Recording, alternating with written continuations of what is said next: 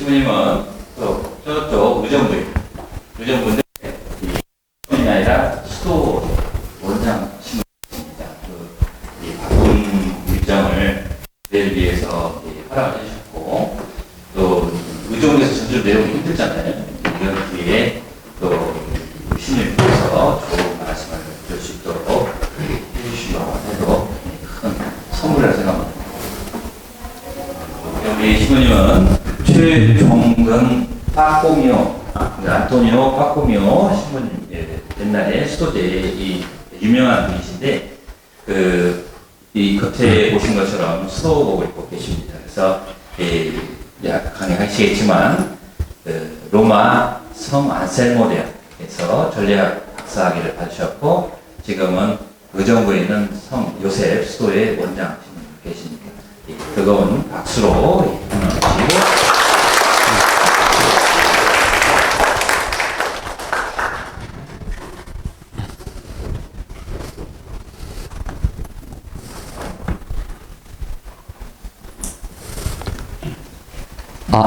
안녕하세요. 네.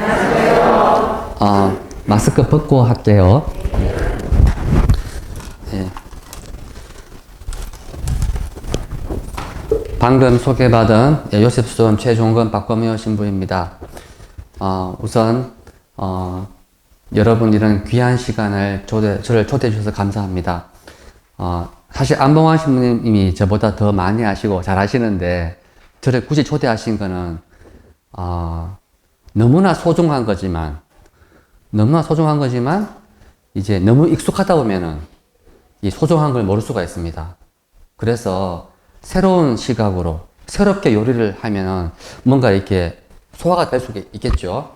그래서 우리가 늘 알고 있는 이 신앙이라는 게 얼마나 소중하냐. 특별히 그 가운데 전례가, 특별히 성체성사가 얼마나 소중한가. 내 삶에 얼마나 이것이 생명줄인가라는 것을 머리로는 알고 있지만 이 마음으로 이렇게 느끼기가 쉽지가 않습니다. 저 역시도 날마다 살지만 미사를 늘 드리고 있지만 미사 드릴 때마다 가슴이 뛰고 막 설레고 기쁘고 그러지는 않습니다. 그것은 우리가 밥 먹을 때마다 밥이 정말 고맙다 이러진 않잖아요. 더 심하게는 밥맛이다 이렇게 말하잖아요. 우리가 어디 가나 천주교는 항상 미사를 드립니다. 항상 미사를 합니다. 주일 미사 중요하죠. 안 하면은 이제 신자가라고 할 수 없죠. 근데 왜 미사를 꼭 드릴까? 미사 말고도 이제 다른 활동하는 게 많죠. 봉사활동도 있고 그리고 레지오도 있고 또 여러 가지 이제 신신 활동도 있고 하잖아요. 그런데 꼭 미사가 중요하다고 합니다. 왜 중요할까? 이제 그것은 이 예수님께서 우리에게 우리의 구원을 위해서 당신이 손수 남기신 것이 바로 이 미사입니다. 손수 남기셨어요. 그래서 그 미사라는 것을 왜 남기셨을까? 왜 하라고 하셨을까? 이제 그 의미를 알아들을 때 이제 미사를 중심으로 해서 모든 우리 신앙생활이 이해가 됩니다. 그것은 여러분은 지금 견진 성사 받으러 오셨잖아요. 그 말은 세례를 받으셨고 이제 세례 받은 사람들이 견진을 받으면 이제 어른이 된다 이런 의미가 있겠죠. 우리가 저도 유아영세 받았지만 유아영세를 받은 사람은 그 세례 받은 것의 감격을 모릅니다. 기억이 없으니까. 근데 나중에 천년성체를 교리를 배우고 천년성체를 하고 이제 교리를 알게 되면 이제 세례 받은 것이 이렇게 큰 은혜구나 이제 알게 됩니다. 그런데 어른이 돼서 세례를 받으면 이제 세례 받기 전까지 이제 어려움이 있죠. 사회생활을 하면서 힘들었던 것들, 절망스러웠던 것도 있고 또 그걸 떠나서라도 세례 받는 그 자체가 이제 교리도 배워야 되고 출석도 해야 되고 뭐 있습니다. 그러니까 드디어 세례를 받았다 뭐 이런 이제 감격도 있고 구원의 기쁨이 있겠죠. 그런데 그 기쁨이 시간이 지나면 이제 가물가물해지면서 이제 그냥 습관적으로 미사를 오게 되고 습관적으로 기도를 하다 보면은 이제 이 신앙생활보다 신앙이 말하는 기쁨과 뭐 희망 이런 것보다 사회에서 돈벌이 하고 있잖아요. 재밌는 게 많습니다. 유튜브도 봐야 되고, 예, 너무너무 재밌는 게 많아가지고, 이제 성당에 오는 것이, 의무감으로 오게 됩니다. 의무감으로. 그래서, 저는 이제 이 유아영세를 받았는데, 집은 대구입니다. 대구. 예. 어릴 때부터 착한 아이였어요. 저도 주일학교 안 빠지고 복사도 하고 늘 착한 아이라고 소문을 많이 났었습니다. 그런데 예, 항상 저는 엄마가 원망스러웠어요. 왜냐하면 왜 나를 유아세례 줘가지고 성당에 오게 하느냐. 예. 성당에 오는 시간에 꼭 만화 영화도 하고 그리고 또 봉헌금도 내야 되고 예, 그리고 나중에는 공부할 시간도 없는데, 예, 또 성당 가야 되고. 그래서 또 더 나아가서는 이제 신자가 살면은 뭐 하지 말라는 게 많아요. 그러니까 세상에 재밌는 게 많은데 다 하지 말라 하는 거죠. 그래서 이 신앙이 족쇄 같은 거예요, 이게. 그래서 결심했습니다. 대학교 가면 냉담해야지. 결심했어요. 이거 제가 중학교 3학년 때 결심을 했습니다. 왜 대학교 가면 냉담하느냐 하면 도저히 집에서는 안 되거든요. 엄마 때문에. 우리 엄마 집에는 다 사돈 팔촌 전부 다 신자입니다. 그랬는데 이제 제가 고등학교 1학년 때 대구 저희 집 경북대학교 앞에 살았는데 제가 아침에 운동하러 나가다가 자전거 타고 나가다가 버스에 부딪혔어요. 그래가지고 이제 머리가 째지고 이제 피칠갑 됐어요. 피칠갑. 버스에. 거의 정면으로 이제 박을 뻔 했는데 제가 이 졸음운전 했는지 자전거 타고 버스 옆면을 스쳤는가 봐요. 기억이 없습니다. 기억나는 건 아스팔트에 쓰러져 있는 제 모습이었습니다. 그러면서 제가 모든 교리고 다 떠나가서 어떤 생각이냐면 그때 인생은 한 방에 훅 가는구나. 말이 필요 없는 거죠. 내가 지금 죽는 상황인데 교리가 다 저지간 같은 거는 뭐랄까 좀 전까지만 하더라도 저는 이 대학교 가서 냉담도 하고 마음대로 공부도 하고 마음대로 막 놀고 나쁜 짓도 좀 하고 있잖아요. 예. 막 이런 마음으로 꽉 차 있었는데 갑자기 싹 사라지면서 그 내 생각이고 죽음으로 다 끝나는구나 생각했습니다. 그렇게 하다가 이제 그 사건을 겪으면서 제가 갑자기 결심했습니다. 냉담하면 안 되겠다. 첫째, 하나님 어떤 분인지 모르겠지만 지옥 가면 큰일 나거든요. 이런 마음이었습니다. 딱 그냥 그 마음. 모르니까. 그래도 왜 인생을 투자를 하는데 하나님 없다고 했을 때 너무 리스크가 큰 거예요. 잘못하면. 혹시라도. 딱 그 이유였습니다. 그래서 도대체 하나님은 나하고 아무런 관계 없는 것 같아요. 가슴에 와닿는 것도 없고. 그래서 4~5시간 두려워서 결정했습니다.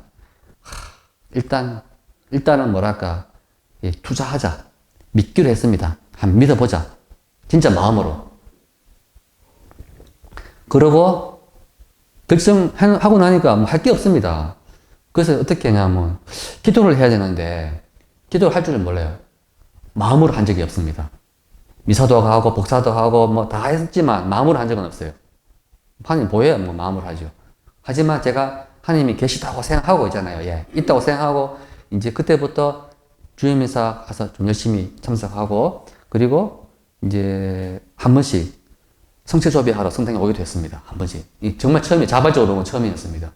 하고 이제 그렇게 하다가 이제 어떻게 점차적으로 이게 마치 사랑에 빠지는 것처럼 갑자기 막 콩나물이 막 자라듯이 있잖아요. 그냥 이렇게 막 하다 보니까 1년 지난 다음에는 어떻게 마음이 바뀌었는지 수도원에 가야겠다 마음 먹었습니다. 1년 만에. 와, 나도 모르는 사이에 정말 마음에서 뭔가 있었는 것 같아요. 특별한 건 한 게 없습니다. 그리고 이제 수도원에 들어왔습니다. 들어와서 살고 이제 서품도 받고 이제 지났잖아요. 제가 서품 받고 한 20년이 지났습니다. 예. 20년 좀 지나니까 든 생각이 이겁니다. 인생을 딱 돌아보니까, 아, 내가 받은 가장 큰 은총은 버스에 박은 거였구나. 그리고 더 나아가서는 더 큰 은총은 버스에 박은 게 아니고 우리 엄마를 만난 거였구나. 특히 나에게 세례 신앙을 준 게 가장 큰 선물이라는 걸 내가 이해를 했습니다. 그때 유아 세례를 안 받았으면은 저는 죽을 때까지 세례 안 받을 겁니다. 왜냐면은, 아, 신앙생활 한다는 것은 너무 좀 시간 낭비 같은 생각이 드는 거죠. 시간 낭비. 아니, 하더라도, 신앙 가지더라도 미리 가지지 말고, 예, 나쁘게 막 살다가 있잖아요. 예, 마음대로 막 돈 벌고 살다가 한 80점 넘어가지고 죽기 전에 약간 혹시 90점 되면 더 하면 90까지 죽기 좀 전에 한 석 달 전에 있잖아요. 아니면 한 달 전에. 왜? 세례 받으면 천당 가니까. 맞죠? 뭐든 이제 다 사해지잖아요. 지금 견제는 안 받고요. 조금 더 사회에서 나쁘게 살다가, 예, 막 살다가 딱 계산해가 죽기 전에 딱 세례 받으면 어떻습니까? 최고잖아요. 맞죠? 근데 여러분 억울합니다. 이미 세례 받았잖아요. 그러니까 지금 성당 안 나오고 미사 안 나오면은 다 죄입니다, 죄. 늘 죄책감이겠죠. 얘가 이런 머리는 잘 돌아갑니다. 그랬는데, 이런 생각 자체가 뭐냐면은,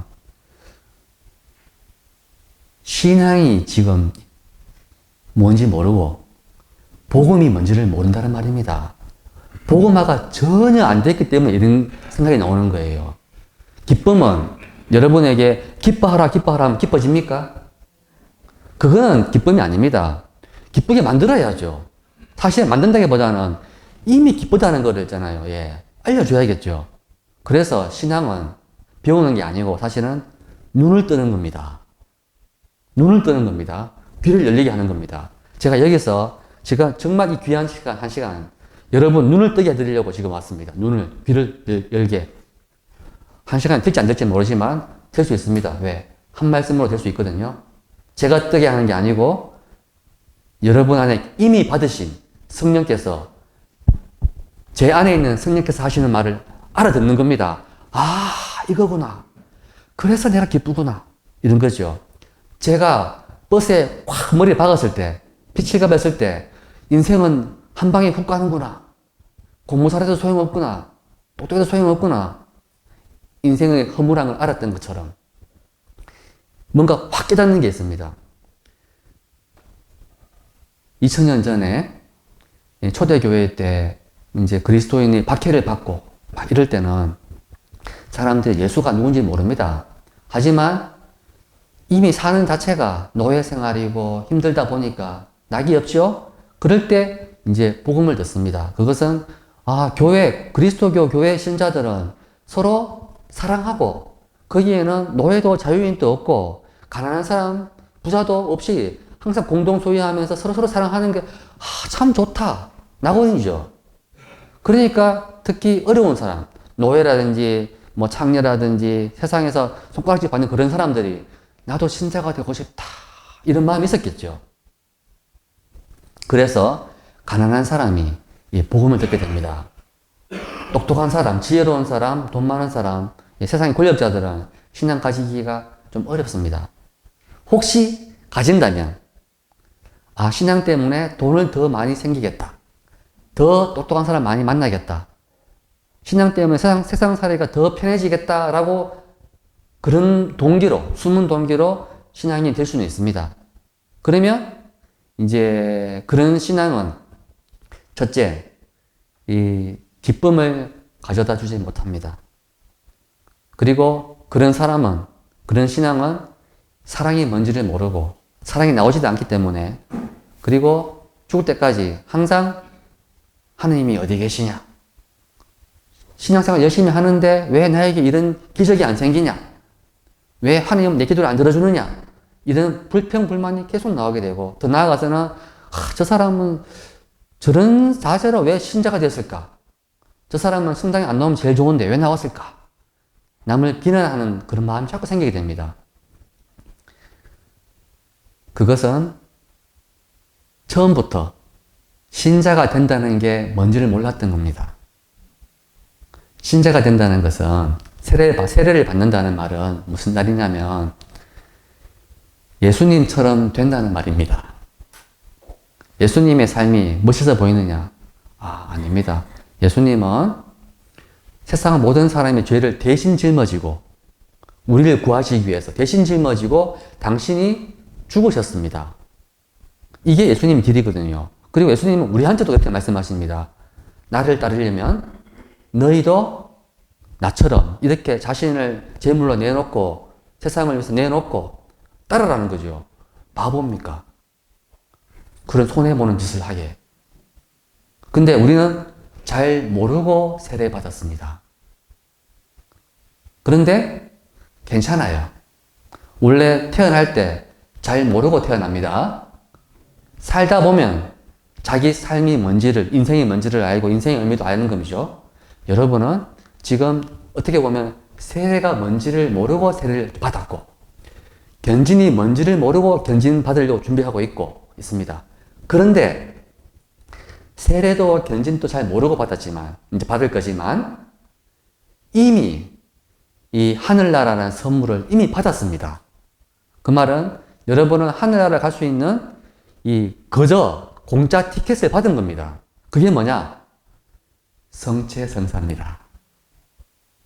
왜냐하면 아기가 태어날 때 자기가 왜 태어난지도 모르고 자기가 누군지도 모르고 엄마가 누군지도 모르고 아무것도 모르지만 입에 엄마 젖이 싹 들어옵니다. 젖 먹고 살죠. 예. 배고프면 웁니다. 그러면 알아서 자라게 되겠죠. 그것처럼 우리가 예수님이 어떤 분인지 나에게 뭘 원하시는지 잘 몰라도 일단 예수님이 우리 입에 쏙 들어옵니다. 그 말은 예수님이 우리 입에 들어온다는 말은 성체를 모신다는 말이죠. 그 말은 예수님과 한 몸이 된다는 뜻입니다. 한 몸. 하나가 된다는 말입니다. 이미 하나가 됐어요. 우리가 느끼든 안 느끼든 믿든 안 믿든 이미 하나가 됐어요. 물론 안 믿으면 그 의미가 없죠. 예. 마치 엄마가 나를 낳았습니다. 나는 나를 낳는 엄마를 본 적이 없습니다. 비디오 찍은 것도 아니니까 모릅니다. 옛날에는 DNA 검사도 안 했잖아요. 모릅니다. 하지만 이 여자가 내 엄마인지 어떤 건 모르지만 살면서 알게 됩니다. 엄마라는 것은. 엄마와 엄마 아닌 여자의 차이는 엄마는 나를 위해서 목숨을 바칩니다. 내가 아프면 나보다 엄마가 더 아픕니다. 나의 행복만을 위해서 늘 일을 합니다. 이거를 이제 보게 되겠죠. 보면서도 우리 엄마는 계모 같아. 있잖아요. 아니면 엄마 날 미워해. 하지만 정말로 엄마가 어떤 것인지를 알 때는 언제냐? 내가 엄마한테 불효를 하면 압니다. 고통을 많이 주잖아요. 애를 먹이고 부자에 있는 엄마를 나 때문에 거지를 만들어 버리고 있잖아요. 예. 하고 그렇게 만들어도 엄마는 나를 더 걱정합니다. 그러니까 엄마라는 존재는 사랑이 무한한 거예요. 무한한 거. 이와 똑같은 것이 하느님입니다. 처음에는 하느님이 어디 계시냐, 보이지도 않고, 나랑 힘들게만 하고, 이렇게 생각하다가, 점점 가다 보면, 신앙이 자라잖아요? 자라면, 이 하느님의 사랑은, 은혜는, 이 엄마의 사랑보다 무한히 더 큰 거예요, 이걸. 무한히 커지는 겁니다. 그 무한한 것 때문에 마음이 큰 기쁨과 위로가 생깁니다. 자, 이건 결국 체험의 문제입니다. 체험. 지식이 아닙니다. 교리 배우러 왔지만, 지식이 아닙니다. 교리 잘한다고 시험 쳐가지고 신앙이 커지는 게 아닙니다. 이게 체험인데, 체험은 아이처럼 믿을 때 가능합니다. 아이가 엄마 말을 믿고 순종하고 엄마 미안합니다. 엄마 사랑합니다. 엄마 나랑 함께 살아요. 엄마랑 같이 밥 먹고 생활을 하다 보면 엄마가 얼마나 위대한 분인지 알게 되는 것처럼 우리는 잘 모르고 세례받고 잘 모르고 견진받고 했지만 날마다 미사에 와서 말씀도 듣고 성체도 모시고 그리고 잘못했을 때 고해성사도 보고 또 옆에 있는 사람들과 사랑을 나누고 친교도 하고 화해도 하고 뭐 이렇게 살아가면서 단순한 마음, 착한 마음으로 살아갈 때 점점점 기쁨이 자랍니다. 그 기쁨은 무한히 자랍니다. 기쁨이 자라는 원천은 바로 미사입니다. 출발점이 미사입니다. 초대교회 박해시대에는 사람들이 이것을 몸으로 늘 체험했습니다. 왜냐하면 일단 세례 받는 것이 3년이라는 시간이 필요했습니다. 예비자 교리도 많이 안 배웠어요. 교리 수업한 게 아니고 3년 동안 제가 하는 이런 이야기, 하느님이 얼마나 우리를 사랑하시고 당신 아들을 보내셔서 우리를 구원했다. 이 말밖에 안 합니다. 이렇게 하면서 3년 동안 이제 왜 시간 주느냐. 이 사람이 진짜로 예수님처럼 자신의 목숨을 바쳐가지고 이웃 사랑할 준비가 되어 있는지 안 되는지를 봐야겠죠. 동기를 분명히 하기 위해서 3년 동안 지켜봅니다. 그 말은 이 사람이 사회생활을 하면서 여전히 남을 등쳐먹고 있잖아요. 사기치고 있으면 세례 안 줍니다. 아, 사회생활을 하는 것이 정말 예수님처럼 다른 사람, 특히 어려운 사람들 도우려는 그런 마음, 이제 그런 마음이 있구나. 볼 때 이제 3년 지난 다음에 당신은 합격하고 그 말은 세례 줄 수 있겠다. 그리고는 어떻게 하느냐. 이제 세례 언제 주느냐. 합격한 다음에 6주 후에 줍니다. 그게 사순절입니다. 그때와 6주 동안에 교육을 좀 받습니다. 교육을 좀 받고, 그리고는 이제 주의기도 뭐 처음 듣고 사도신경도 받고 뭐 준비를 하고 있다가 부활절날 밤에 세례를 받습니다. 그러면 그 전까지는 성당에 들어오지를 못해요. 못 들어옵니다. 못 들어오고 있다가 밤에 이제 세례를 받고 그날 처음으로 이 미사에 참석해서 성체를 모시게 됩니다. 여기 와보니까 앞에 있는 다른 신자들이 앞에서 하늘에 계신 우리 아버지의 이름이 하거든요. 처음으로 그 기도를 합니다. 그전에는 감히 하나님 아버지를 못 부르면 아직 세례 안 받았기 때문에 아버지가 아닙니다. 아버지 부르고 아버지니까 아버지가 자녀에게 양식을 줍니다. 선상의 양식. 이게 성체 예수님 몸을 주는 거예요. 그럼 우리는 받을 신자는 그냥 빵이지만 바로 이 빵을 볼 때 어떤 생각을 바꿔 보느냐 하면은 이 미사가 바로 예수님이 돌아가시기 전날 처음 만찬 때 빵을 들고 포도주 잔을 들고 하신 말씀이 있거든요. 너희는 내가 너희와 함께 이 음식을 먹기를 얼마나 바랬는지 모른다. 이 파스카 음식을 먹기를 바랬는지 모른다. 하면서 제자들도 바랬습니다. 하지만은 예수님은 특별한 의미를 가집니다. 이 빵은 내 몸이다. 너희를 위해 내가 내어주는 내 몸이다. 합니다. 빵을. 이게 무슨 말이지? 빵인데 포도주 잔 들고 이는 새롭고 영원한 계약을 맺는 내 피의 잔이다. 너희와 모든 이의 죄사함을 위해 흘릴 피다. 합니다.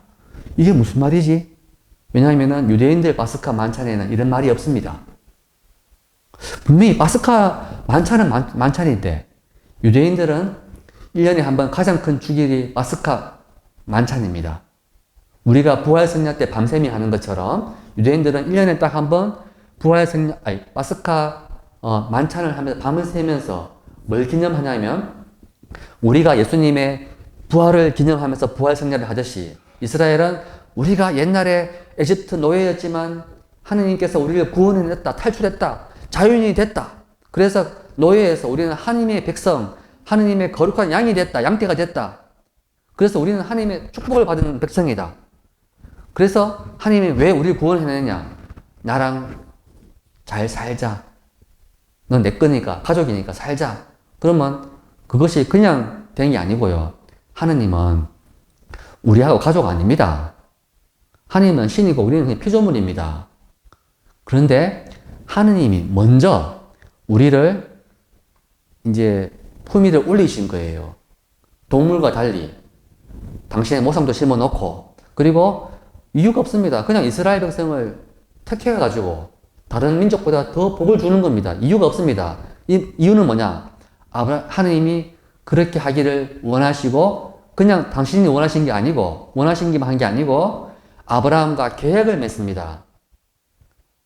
그리고 시나이에서 계약을 맺습니다. 계약이 중요합니다. 계약은 뭐냐 하면은 모든 거를 계약 조건이 있습니다.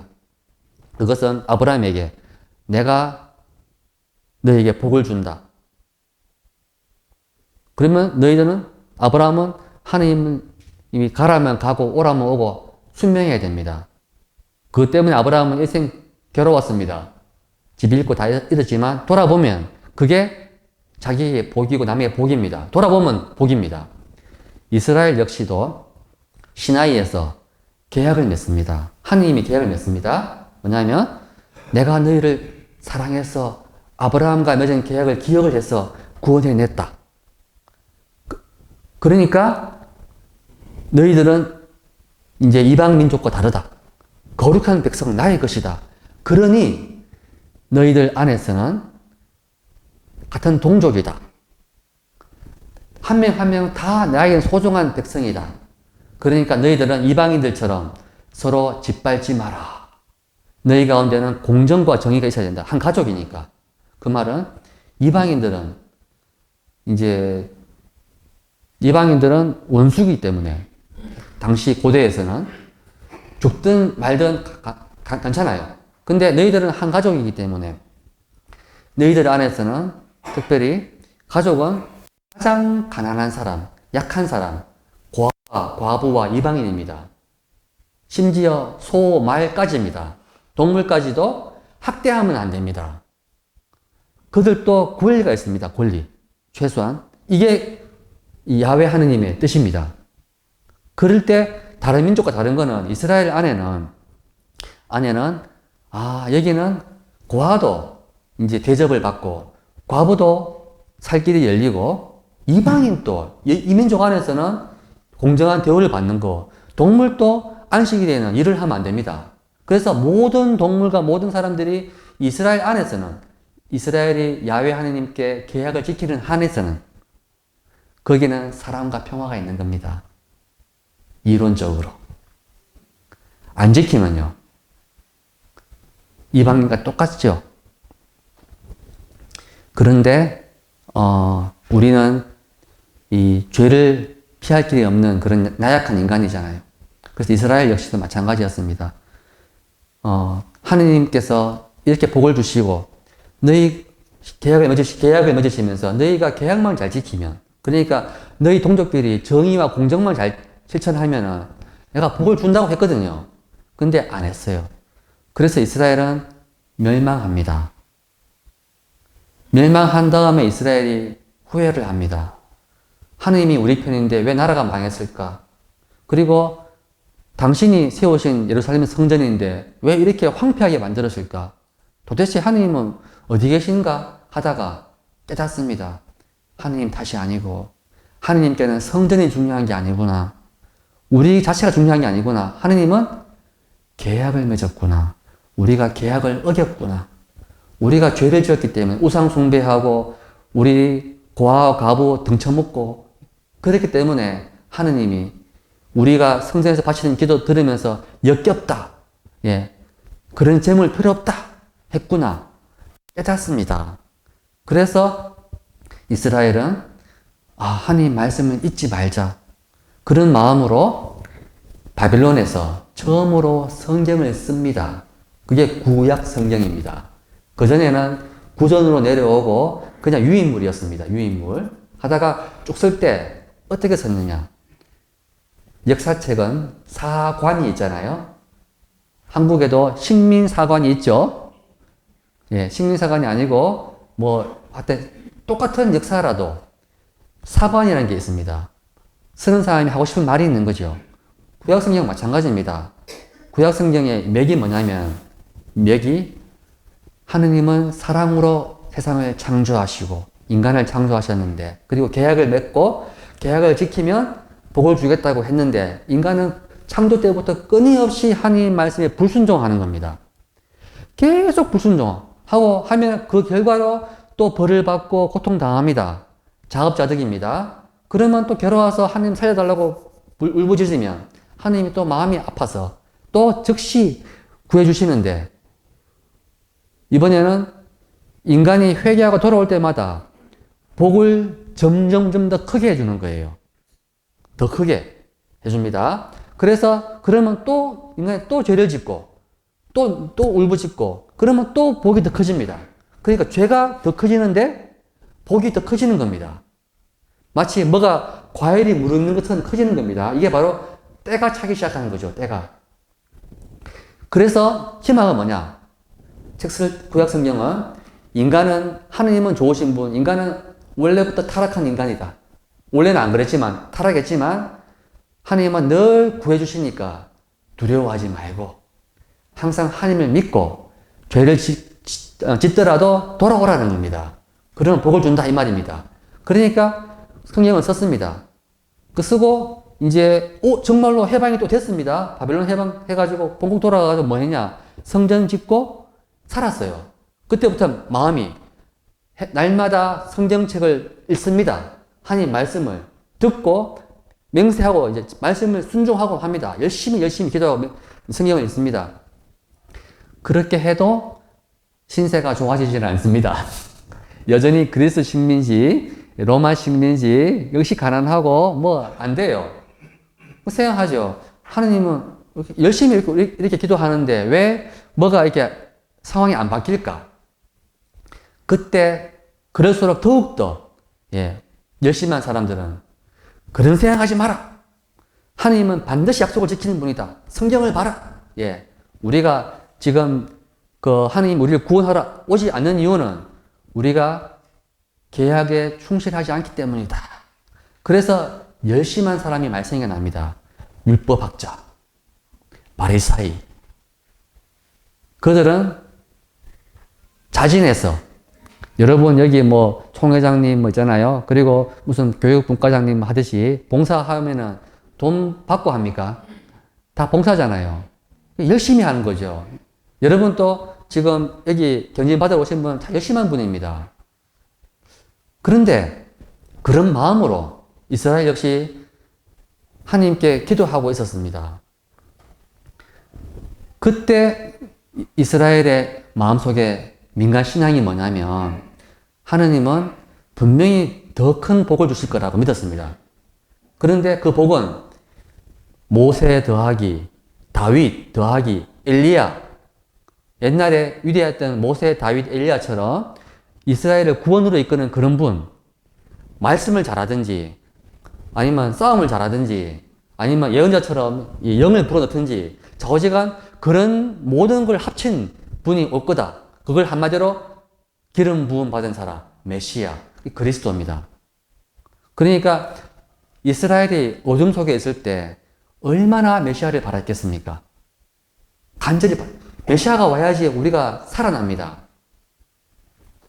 제가 복음을 듣는 사람들은 가난한 사람이 복음 듣는다 했죠. 저 역시도 유아형세 했지만 복음이 안 들려오다가 이 머리에 사고 난 다음에 갑자기 뭐가 열리기 시작했습니다. 그것처럼 고통 속에 있으면 그게 기회가 됩니다. 이스라엘은 고통이 너무 심했는데 그래서 어떤 사람들은 열심히 기도했습니다. 바리사이 율법학자 열심히 기도하고 메시아가 오래 오실까? 언제 오실까? 늘 고대했습니다. 메시아에 오소서. 그런데 어느 날 갈릴레아에서 메시아 비슷한 사람이 나타난 겁니다. 소문이 들었습니다. 소문. 우리는 모르는데 어떤 한 젊은이가 갈릴레아에서 그 권위 있는 가르침을 전하고 무엇보다 병자를 낫게 하고 중풍 환자 낫게 하고 소경의 눈을 뜨고 막 정말 어마어마한 일이 막 들려오는 거죠. 모든 이스라엘이 기대를 합니다. 저분이 메시아일까? 메시아일까? 그런데 메시아를 제일 갈고 있던 사람들은 갈릴레아 주민이 아니고 예루살렘 시민입니다. 근데 예수님은 예루살렘에 가서 기적을 베푸시고 말씀을 하셨으면 모든 사람들이 메시아다 그러고 있잖아요. 아멘 아멘 하고 따라왔을 겁니다. 그런데 갈릴레아에 갔더니 갈릴레아 주민들은 메시아에 관심이 없습니다. 왜냐하면 자기들 신세가 메시아를 기다릴 준비가 안 됐거든요. 왜? 직업 자체가 다 죄입니다. 창녀, 세리 다 이런 사람들이고, 그리고 율법을 배워본 적도 없습니다. 그런 사람들이, 그러니까 한마디로 말하면 견진도 받을 마음도 없고, 세례도 안 받은 그런 사람들인 거죠. 그런 사람들한테 예수님이 가서 뭐라고 하셨냐면은 하늘나라가 다가왔다. 복음을 믿어라 했습니다. 그래 믿을 이유가 없죠. 관심도 없는데.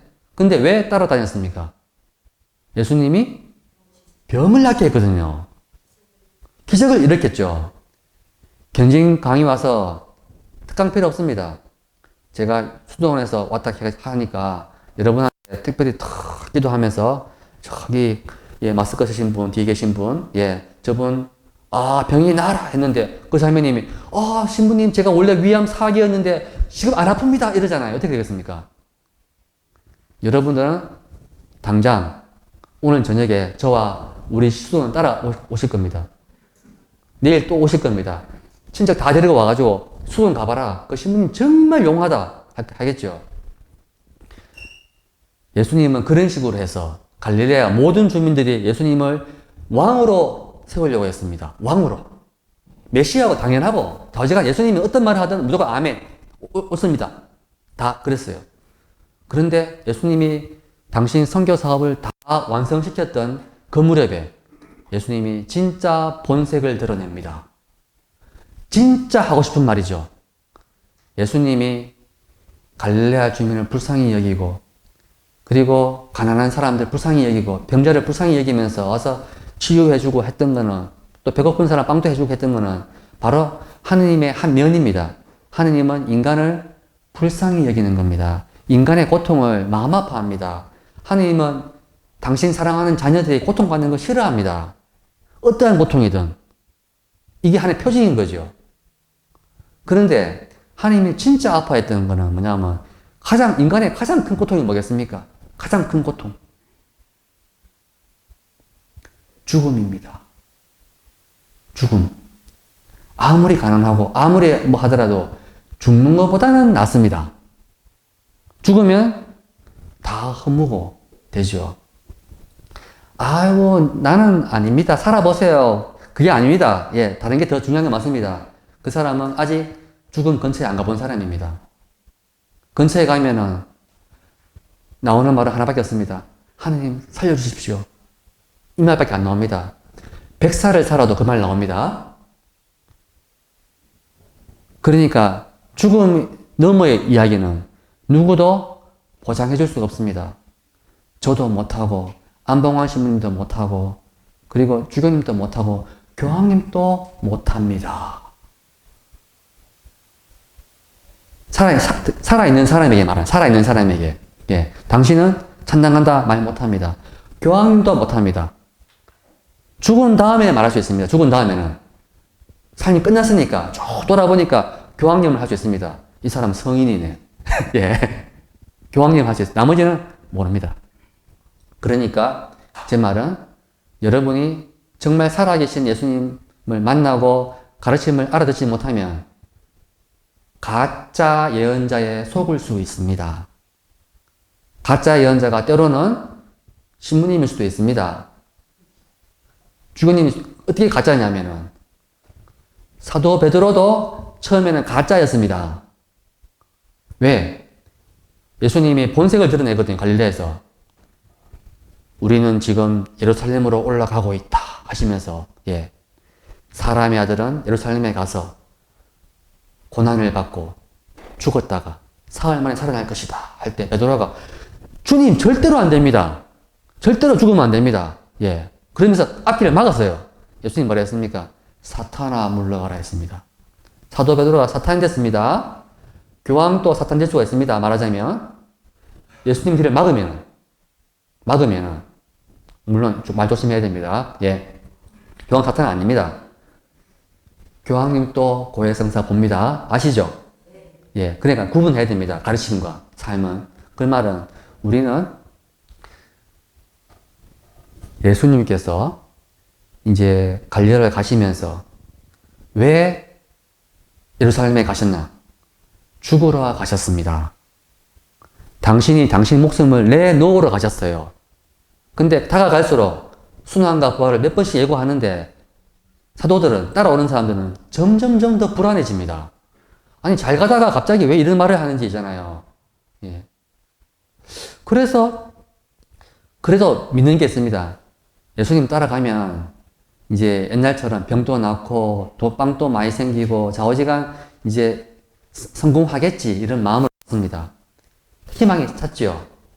예루살렘에 있는 사람들은 예수님을 누구보다 더 알고 싶었습니다. 메시아가 확실하면 따르고 싶었어요. 확실하면 따르고 싶었어요. 그냥 항상 물어봅니다. 사람 보내가지고 당신이 메시아입니까? 아닙니까? 예수님이 한 번도 내가 메시아다 말한 적이 없습니다. 하신 분이죠. 내가 메시아다 따라와 이러면 됐는데 그 말을 안 하고 뭐라 하냐면 내 말이 아니고 내가 했는 걸 봐라. 듣고 본 것을 봐라. 보니까 뭐냐? 나병 환자가 낫고 소경이 눈을 뜨고 가난한 사람이 복음을 듣고 죽은 사람이 살아나고 이 말을 한마디로 말하면 기쁨. 기뻐하는 걸 보라고 지금. 왜? 메시아가 오면은 표징은 기쁨입니다. 제가 여러분에게 성령을 충만케 해드리면 여러분 안에 기쁨이 생기고 아니면 기쁨이 안 생깁니다. 기뻐하라고 하면 기쁨이 생기게 되어 있습니다.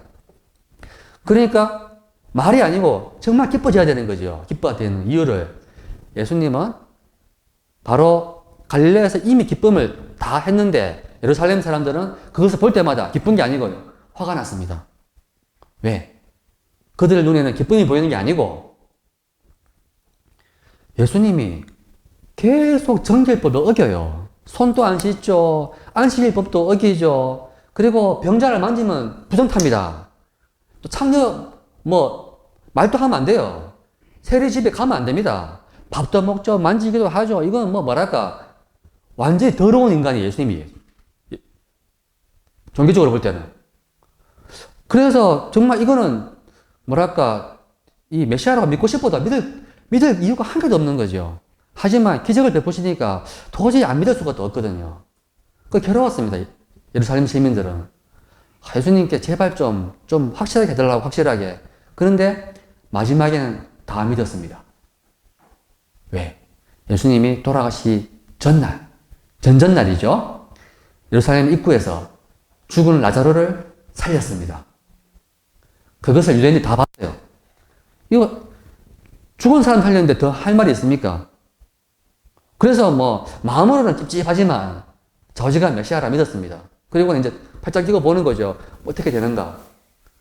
모든 예루살렘 시민과 갈릴레아 주민들이 예루살렘에 다 모여 있습니다. 왜? 파스카 밤을 보내기 위해서.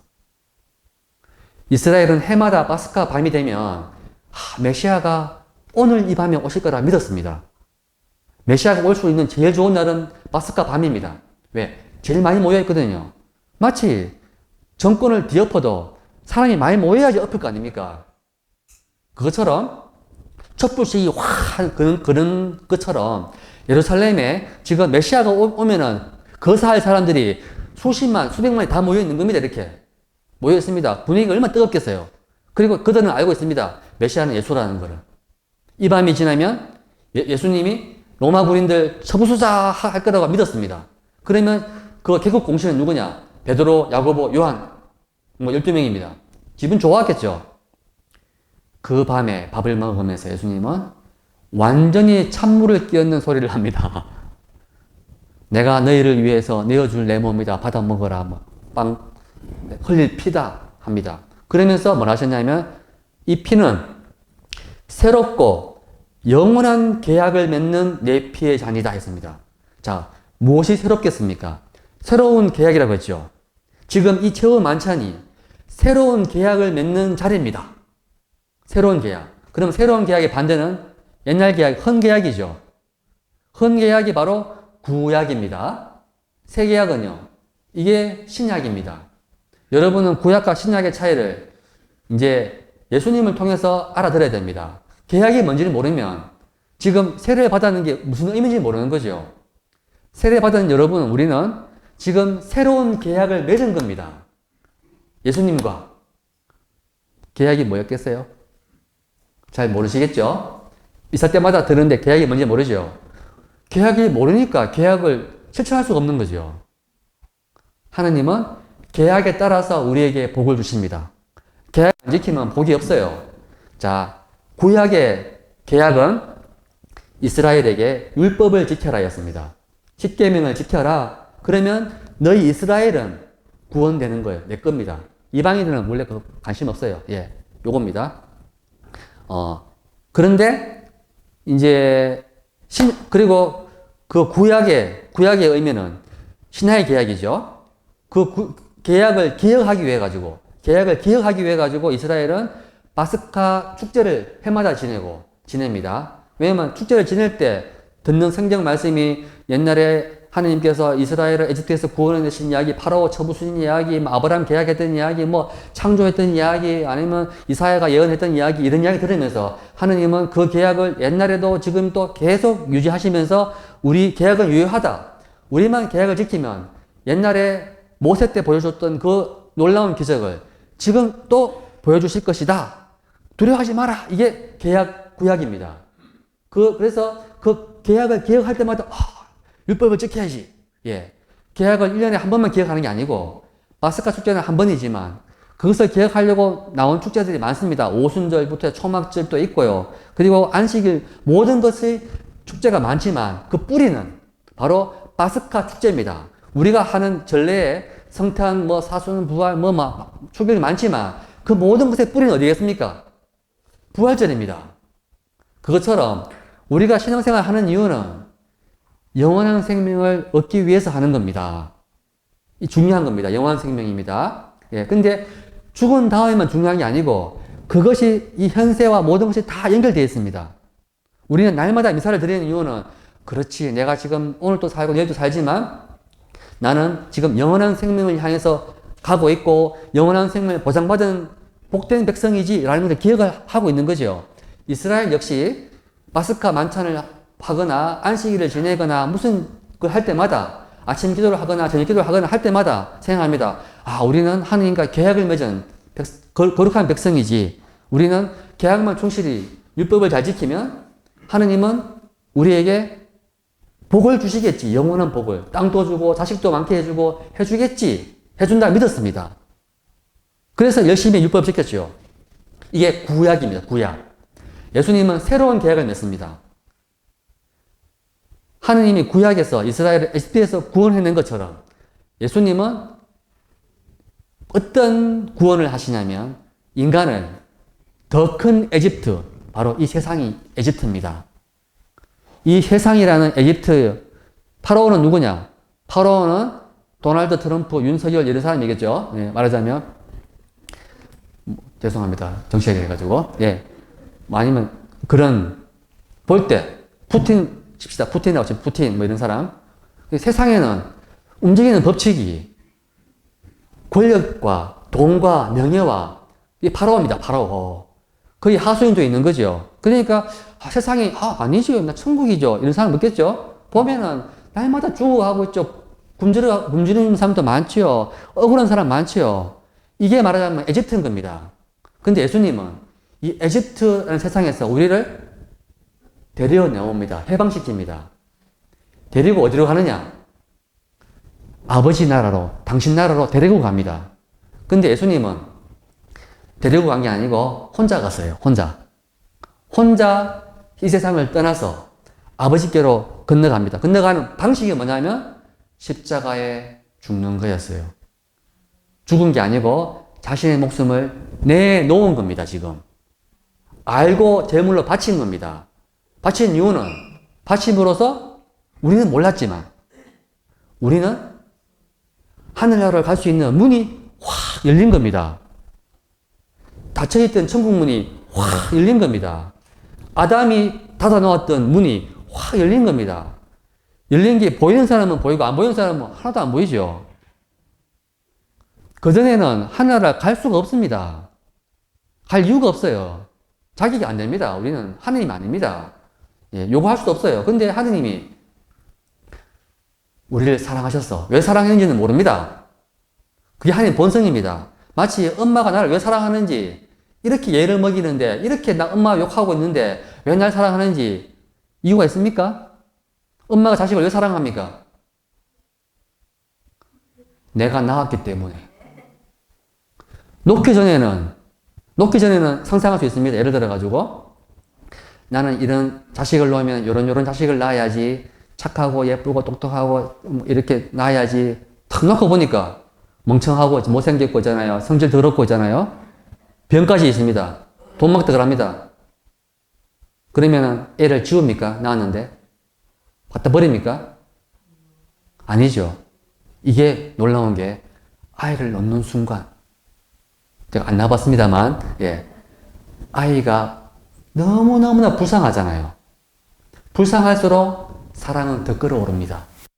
이 연민이죠. 왜? 내가 없으면 이건 죽음이거든. 그래서 아이를 놓는 자체가 이게 엄마 안에 있는 하느님을 닮은 모성이 확 일어나는 거잖아요. 그래서 하느님이 세상을 창조 안 했으면 우리 사랑할 이유가 없습니다. 창조할 때 당신은 알았습니다. 우리가 얼마나 나약한 인간인지. 그래서 끌어오는 연민이 있는 거죠, 하느님은. 우리가 사랑하는 겁니다. 불쌍하기 때문에 우리에게 선물을 주는데 엄마가 자식을 위해서 목숨 바치는 것처럼 하느님이 주신 선물은 뭐냐면 엄청난 축복 이런 거 아닙니다. 만약에 누군가가, 아니, 어떤 엄마가 자녀에게 재산을 이제 죽으면서 유산을 갖다가 한 100억 줬습니다. 많이 준 거죠. 엄마 고마워요 할 수 있잖아요. 근데 나중에 보니까 엄마 재산이 1000억이었어. 고맙습니까? 조금 덜 고맙죠? 예. 나중에 봤더니 1000억이 아니야. 100조였습니다. 열받습니다. 와, 엄마는 재산이 100조가 있으면서 난 100억밖에 안 줬잖아요. 자, 하느님 우리 사랑한다고 했죠? 하느님 재산이 얼마까? 하느님 가진 제일 중요한 거, 좋은 거 다 줘야 될 거 아닙니까? 그게 사랑이겠죠. 하느님 주실 수 있는 가장 큰 선물, 가장 큰 거, 그게 뭐냐면 당신 자신입니다. 다른 말로 하면 그게 신성이에요. 신. 그게 바로 영원히 살고 영원히 기쁘고 이런 겁니다. 당신이 누리고 있는 그 기쁨과 영원한 것을 다 주고 싶은 거예요. 근데 주는 방식이 뭐냐면 하느님이 창안하신 겁니다. 당신이 공헌한 방식입니다. 당신이 직접 사람이 돼서 내려가서 인간들과 다 나와 결합되는 겁니다. 결합. 이게 신비입니다. 결합되는 방식이 쌍둥이가 붙는 이런 게 아니고요. 결합되는 방식은 뭐냐면 한 몸이 되는 겁니다. 한 몸이. 근데 하나님과 우리는 한 몸이 아니에요. 한 몸 되는 방식은 뭐냐면 사랑입니다. 그게 가능하냐? 가능하다고 했죠, 제가. 엄마와 자식은 원래 한 몸이었죠. 놓고 나면 두 몸이잖아요. 남이죠. 각자 인생이 있습니다. 각자 인생인데 분명히. 엄마 입장에서는 각자 인생이 아닙니다. 자녀가 없는 게 있죠. 지극한 사랑이 있습니다. 그래서 자식보다 자식을 더 걱정하고 더 아파하고 자식이 잘 되면 더 기뻐합니다. 더 주고 싶어서 미치는 게 엄마잖아요. 이게 끝까지 올라오죠. 그러면 알게 됩니다. 엄마와 자식은 한 몸이죠. 이해가시죠? 사랑으로.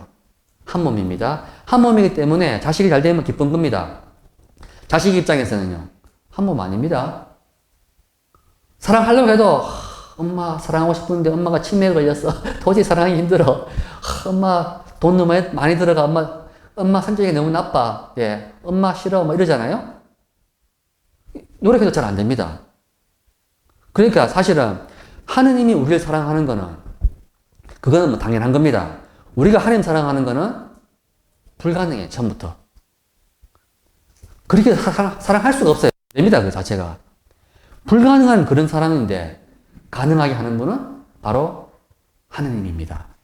비결은 뭐냐면은 성령을 보내는 겁니다. 성령 눈에 안 보이잖아요. 성령께서 오시면 우리가 점점점 하느님의 사랑으로 변해갑니다. 마치 그것이 씨앗이 땅에 심기 전에는 작은 씨앗이 눈에 안 보이지만 심고 나면 모양이 바뀌면서 막 자라고 막 하고 하잖아요. 그것처럼 이 말씀이라는 것이 하나의 씨앗에 불과합니다. 제 말도. 그러니까 이 자체는 하나만한 말씀이지만 일단 여러분 마음속에서 순종하는 마음으로 받아들여가지고 심잖아요. 심으면 이게 자라서 그 성령께서 여러분에게 세례의 의미가 뭔지, 견진의 의미가 뭔지, 성체의 의미가 뭔지, 사랑한다는 게 뭔지, 십자가의 의미가 뭔지 이걸 알게 해주는 겁니다. 강의를 안 해도, 특강을 안 해도 여러분이 스스로 교구청도 가고 어디도 가고 책도 사보고 있잖아요. 기도도 하고 되는 겁니다. 이렇게. 성령께서 하시는 겁니다. 성령께서. 근데 성령을 이미 여러분은 받았습니다. 견진대 받는 게 아닙니다. 이미 세례 다 받았어요. 근데 왜 지금 견진은 지금 하고 있을까요? 다 받았는데. 견진 성사를 지금 하기 때문에 여러분은 이런 강의를 듣고 있는 겁니다, 지금. 듣고 있고, 그리고 더 중요한 거는, 강의보다 더 중요한 거는, 이제 주교님을 만나게 되는 겁니다. 주교님이나 신부님이나 차이가 없는데, 차이가 없는 게 아닙니다. 주교님이 상징하는 것은 교회 공동체를 상징합니다.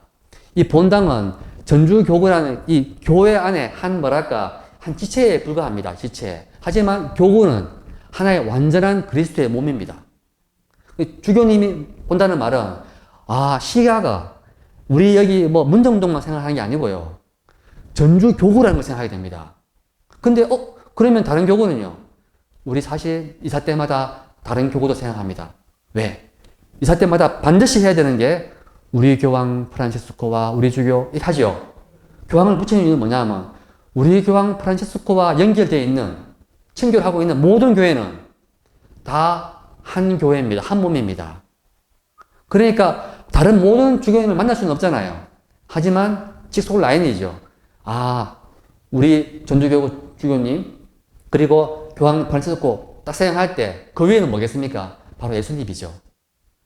예수님을 믿는 사람들이 이렇게 많다는 거를. 그러니까 신앙생활이 딸랑 내 혼자 개인생활 기도하고 이거 아닙니다. 항상 신앙은 예수님이 원하시는 거는 혼자 거룩한 게 아니고요. 내 삶이 거룩한 것은 내 삶이 내가 아닌 다른 누군가에게 어떠한 영향을 끼쳤는가, 누군가를 살리게 했는가, 이 중요합니다. 누군가입니다. 자기가 아니고요. 자식 빼고요. 자식도 뺍니다. 빼고.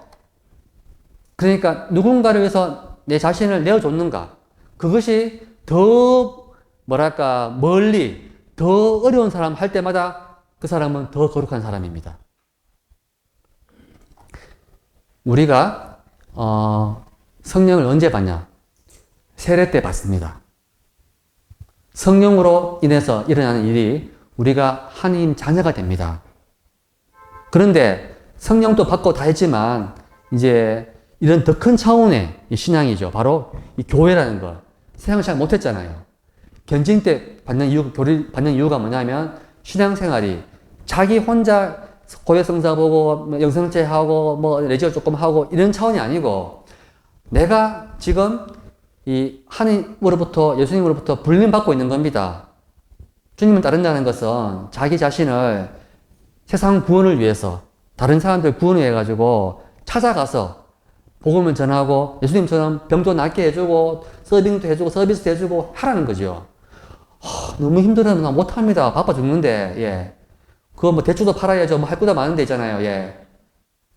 자, 이 말은 주님을 따르는 것을 모든 걸 활동으로 생각하는데 활동이 아닙니다. 우리가 하는 게 아니고요. 미사에서 우리가 깨닫습니다. 주님의 말씀을 귀로 먹는 겁니다. 그리고 성체를, 예수님의 몸을 또 입으로 모시고 예수님과 하나가 되는 건 이미 하나가 되어 있지만 한 번 더 하나가 되어 있다는 걸 생각하게 됩니다. 그리고 믿는 거죠. 주님은 눈에 안 보이고 나와 함께 있다는 걸 느끼지도 못하지만 주님이 나와 함께 계심을 믿습니다. 내가 하나님의 자녀임을 믿습니다. 그래서 하나님 아버지께 청합니다. 영원한 생명 당연히 주신다는 걸 믿고, 당연하다 그거는 주는 거 믿고, 주님이 바라시는 거는 이웃 사랑하라고 하니까 정말 어렵지만 예수님 나를 사랑한 것처럼 나도 정말 어렵지만 남을 첫째 용서하겠습니다. 그리고 저 사람 위해서 내가 가진 걸 조금 나누겠습니다. 나도 어렵지만 더 어려운 거 생각하면서 이런 마음 가지고 나갑니다. 그러면 나가서 이제 중요한 건 나가서입니다. 나가서 뭔가를 하고 있는 거죠. 본당을 위해서 뭘 하고 있고, 아니면 다른 본당을 위해서 뭘 하고 있고, 더 나아가서는 대한민국에서 뭘 하고 있는 겁니다, 지금. 더 나아가서는 우크라이나에서 뭘 하고 있는 거죠, 이렇게. 그러면, 그렇게 뭔가를 하고 있을 때, 하다가 또 지치겠죠? 또 미사일 옵니다. 아, 돌아보니까 사랑한다고 했는데 죄만 지었습니다. 예, 게을렀습니다. 괜찮습니다. 괜찮아요. 예. 또 와서 뭐냐면, 하지만 주님은 기꺼이 내 사랑하는 자녀들에게 영원한 생명을 했잖아요. 두려워하지 마라. 이미 너희 이름은 하늘에 있으니까 두려워하지 말고, 그러면 천당에 왔다는 증거가 뭐냐? 그게 바로 여기 와 있다는 증거입니다. 가장 큰 증거는 확실한 보증이 뭐냐 하면 성처를 받아 모시는 겁니다. 왜? 성처는 아무나 안 주거든요. 세례받은 사람, 그리고 그리스도의 말씀대로 살고 있는 사람, 사랑을 최소한 사랑을 배신하지 않은 사람입니다. 사랑하겠다고 그런 마음 먹고 있는 사람 있죠? 최소한의 부족하지만 마치 아이가 날마다 부모 속썩이지만 예, 집에 와서 엄마가 혼내면 엄마 미안해요. 유튜브 보면 이런 거 많이 나옵니다. 아이가 엄마 죄송해요. 엄마 미안해요. 그러면 옆에서 젊은 아빠와 엄마가 서로 연기하면서 이놈! 예, 막 벽치고 막 이러면 애가 또 울면서 엄마 미안해요. 다시는 안 그렇게 하잖아요. 얼마나 귀여워요. 귀엽죠? 하느님이 우리를 보시는 마음이 그런 거죠. 얼마나 귀여운지 모릅니다. 그 말은 너무너무 기쁜 거죠. 우리 보는 자체가 기쁨입니다. 하나님 가장 큰 기쁨은 뭐냐면 우리가 날마다 성령 안에서 믿음과 희망과 사랑이 자라는 모습을 보는 게 제일 기쁜 겁니다. 왜 기쁘냐? 자라서 자기가 받은 기쁨이 얼마나 큰 건지를 이해하는 순간 더 커지는 거죠, 기쁨이. 마치 부모가 일생 동안 예, 어릴 때부터 태교 잘하고, 잘 키우고, 잘 먹이고, 잘 해가지고, 좋은 학교 보내고, 잘 해가지고, 만약에 애가 정말 순명 잘해가지고, 이제 나이가 많이 들 때까지도 잘해서, 정말 사회에 정말 훌륭한 사람 됐다 칩시다. 기쁘고. 그래서 엄마한테, 아빠한테, 엄마, 아빠, 나는 정말로 복이 많은 사람인가 봐요. 정말 고마워요. 어릴 때 정말 참 좋은 부모 만나가지고, 정말 잘 돼가지고, 정말 고맙고, 정말 너무 고맙습니다. 예, 할 때, 그걸 보고 있는 부모의 마음 어떻겠습니까? 더 기쁘죠? 하느님이 우리에게 복을 주신 이유가 바로 이겁니다. 하느님이 더 기쁩니다, 우리보다. 근데 그 기쁨은 또 우리의 기쁨이기도 하는 거죠. 그래서 우리가 하는 게 아니고요. 성령께서 하십니다. 이미 성령을 받은 여러분이 견진성사를 받는 이유는 바로 주교님께 받으려고 지금 받는 겁니다. 초대교회에는 그래서 견진성사를 어떻게 줬냐면 부활날 밤에 다 줬습니다. 저녁에 성당에 모여오면 바깥에서 세례를 받습니다. 신부님 주겠죠? 그러면 주교님 어디냐? 안에 있습니다. 성당 안에. 신자들은 안에 있고 주교님은 저 바깥에 있는 거죠. 성당 바깥에. 이따가 이제 세례 받고 오는 신자들 오면은 주교님이 서가지고 오면서 자, 한 명 이제 안수도 하고 성령 발라줍니다. 뭐라고 하느냐? 성령을 받으시오 합니다. 앞에 성령이 받았습니다. 세례 때. 왜 또 받겠습니까? 이거는 견진의 의미는 이 라틴 말로 confirmatio, 영어로 confirm 아시죠? confirm. 예약했는 거 확인하잖아요. confirm. 그것처럼 이미 세례 때 하나님 자녀가 됐고 성령 받았다는 거를 주교님이 확인해주는 확인 도장. 공장 가면 이런 거 있죠? 물건 다 만들어가지고 맨 끝에 가면은 확인 쫙 찍자는 도장, 자기 이름, 농심라면 뭐 있잖아요. 몇 시 몇 분, 예, 뭐 김치수 팍 찍습니다. 그것처럼 주교님이 팍 찍어주는 겁니다. 확실하다. 그 말은 세례받은 이유는 혼자 세례받고 나가는 게 아니고요. 이 교회에 들어와서 함께 미사를 하려고 견진을 세례받은 겁니다. 미사를 하려고. 그 주교님을 만나는 거죠. 주교님이 있을 때 교회 모습이 다 드러나는 겁니다. 자, 그러면 여기 와서 성체 모시죠. 그래서 원래 세례, 견진, 성체는 한꺼번에 다 했습니다. 한 방에 딱. 근데 여러분은 세례 먼저 받고 성체 모셨죠? 견진이 뒤에 왔잖아요. 여기는 이유가 있습니다. 왜냐하면 성당이 커지고 하다 보니까 주교님이 동시에 갈 수가 없었어요. 그 주교님이 안 계시니까 이제 뭐랄까 원래는 세례, 견진 받고 마지막 꼬린이 성체입니다. 성체를 영하는 순간, 미사에 오는 순간 더 이상 볼 게 없습니다. 가장 큰 행복이 미사에 들어오는 겁니다. 그런데 주교님이 안 왔다고 미사를 안 할 수 없잖아요. 제일 중요한 게 이제 애가 태어났으면 아빠가 안 와도 할아버지 할머니 안 와도 젖을 먹여야죠, 애기한테. 그러니까 뭐랄까 급하게 이제 성체를 먼저 모신 겁니다. 하지만 이 끝이 아니죠. 나중에 아빠도 봐야 되고 그 할아버지 할머니도 만나야 될 거 아닙니까? 지금 견지는 아빠 만나고 할아버지 할머니 만나는 자리입니다. 그러면 태어난 것이 혼자 사는 게 아니고 내가 동물이 아니잖아요. 예. 한 가족에 태어났다는 말은 가족의 사랑도 받고 있고 가족과 관계에서 책임도 있습니다. 의무가 있는 거죠. 사랑의 의무가 있죠. 그래서 세례받은 것은 혼자 신앙생활을 하는 게 아니고 교회에서 태어났고 교회를 위해 봉사할 의무가 있습니다. 이 사랑하는 거죠. 그래서 주교님 올 때까지 좀 미뤄야겠다. 예. 이렇게 해서 서방교회에서는 우리 라틴 교회입니다. 서방교회에서는 지금처럼 따로 이제 견진을 따로 주교님 모셔가 합니다. 하지만 견진 교리를 통해 가지고 이런 설명을 해드리는 거죠. 근데 동방에 가잖아요. 동방교회 가면 지금 또 옛날처럼 세례 받을 때 바로 그 자리에서 신부님이 세례 주고 견진 주고 성체 다 줍니다. 다 끝납니다. 심지어는 견진도 주고 애기 성체도 줍니다. 애기니까 잘 못 먹잖아요. 입 이렇게 벌리고 뭐 깔때기 넣든지 해가지고 성체 포도주 다 줍니다. 원래 그게 이제 식사니까. 우리 서방도 평소에는 안 하지만 저는 견진 여러 번 줬습니다. 왜냐하면 어른 입교할 때 이제 주교님이 올 수 없는 상황이라든가 환자가 이제 곧 죽어갑니다. 예. 그러면 비상 상황에서는 딴 거 없이 바로 세례, 견진, 성체, 신부가 다 할 수 있습니다. 저는 여러 번 했습니다. 그래서 그 말은 그런 거 할 때 중요한 게 견진이 아닙니다. 세례 받고 견진 받고 해서 마지막에 나오는 게 뭐냐면 미사에 오려고 성체를 받아 모시려고 다 한 겁니다. 이게 꼬린이에요. 그러니까 자식이 태어나가지고 그냥 끝이 아니고 가족 안에서 가족들과 함께 밥을 먹으면서 사랑하며 살아가는 것이 그게 말하자면 태어난 최종 목적입니다. 거의 함께 살아가야 됩니다. 우리가 미사를 한다는 말은 이겁니다. 미사에 와도 잘 못 느끼겠지만 피부로는 이 믿음입니다. 유일한 믿음입니다.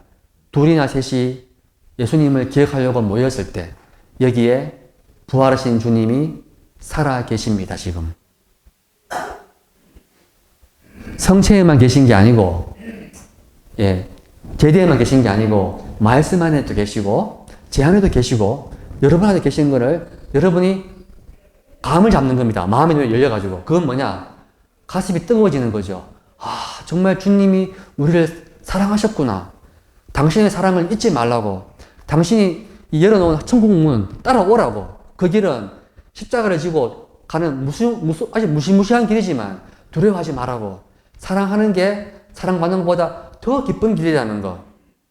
마치 엄마가 자녀 낳아가 키우는 거 보면은 그 애 때문에 여자의 일생은 끝납니다. 애 노는 순간. 죽을 때까지 고생이고, 인간적으로 보면은, 쟤만 안 낳았으면, 아니면 저 남자만 결혼만 안 했으면 저 여자 참 인생이 행복했는데, 근데 애를 놓고 어떤 엄마도 후회하지 않습니다. 오히려 애 때문에 겪는 고통이 행복합니다. 사랑이 있는 거죠. 우리가 그리스도를 따를 때 괴롭고 힘든 이유는 그리스도께 대한 사랑이 없어서 그렇습니다. 근데 사랑이 자라잖아요. 자라면 그 괴로운 십자가가 달콤함으로 변합니다. 여러분 믿습니까? 믿는 사람은 믿는 대로 되고 안 믿으면 아무 일도 안 일어납니다. 그래서 예수님이 말씀하셨죠. 항상 기적을 베푸실 때마다 네 믿음이 너를 구원했다고 합니다. 우리가 미사 때 주님이 항상 이 자상한 엄마처럼 양육합니다. 그리고 날마다 당신이 이루신 새로운 계약, 그리고 영원한 계약을 갱신합니다. 그 계약은 뭐냐? 내가 너희를 사랑한 것처럼 너희도 서로 사랑하라는 거죠. 어렵죠? 사랑하는 건 쉽지만 예수님처럼 사랑하는 것은 거의 불가능합니다. 근데 그 불가능한 것이 가능해집니다. 무엇 때문에요? 성령 때문에. 성령께서 오시면 예수님의 말씀을 알아듣게 해주고 사랑을, 두려움을 없애고 평화를 주고 사랑이 나옵니다. 여러분, 지금 견진 교리를 받으러 오신 이 자체가 뭐냐면 성령의 인도입니다. 예. 그리고 여기서부터 제 말씀드렸던 것들을 들으면서 그렇구나 조금 알아듣고 정말 내가 참 여기 뭐랄까 초대받은 것이 정말 운이 좋구나 행복하구나 좀 느낀다면 성령께서 이미 일을 시작하신 겁니다. 그리고 그 일은 점점 여러분이 말씀을 마음에 품고 사시는 만큼 또 이 말씀을 들으러 미사에 오시는 만큼 또 생활을 실천하는 만큼 점점 잘할 겁니다.